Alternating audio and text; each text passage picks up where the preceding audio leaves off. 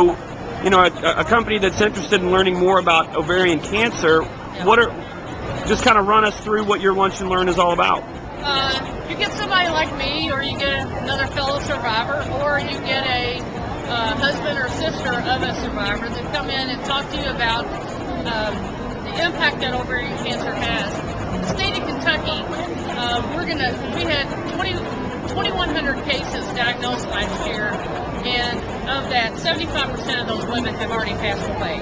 So ovarian cancer has a very high death rate, and that's because there is no test to diagnose. Since there's no test, there's not a whole lot of awareness out there.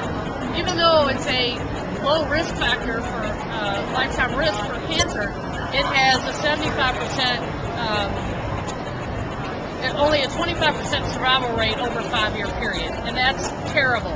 And that's one of the important things about ovarian cancer. Since there's no test, we have to get people talking about it with their doctors.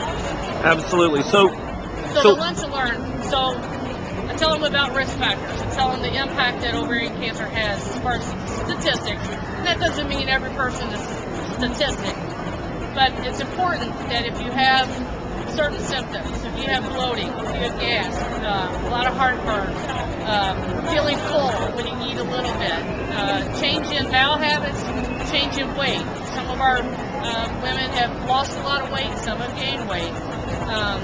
Change in urinary function, urgency, frequency. Those are the key symptoms for ovarian cancer. And if those symptoms are acute or they change over a period of 2 to 3 weeks, that means get to your doctor, talk about it, and say, you know what, this isn't normal for me. This is different. This is new. This is happening more frequently.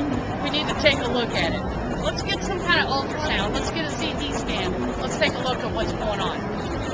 one of the things you touched on earlier was research. Yes.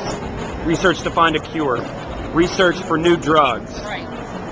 You know, employees that are thinking about giving to Oak or giving to one of our member agencies, or an employer Right. that's considering adding community health charities. Absolutely. Why should they?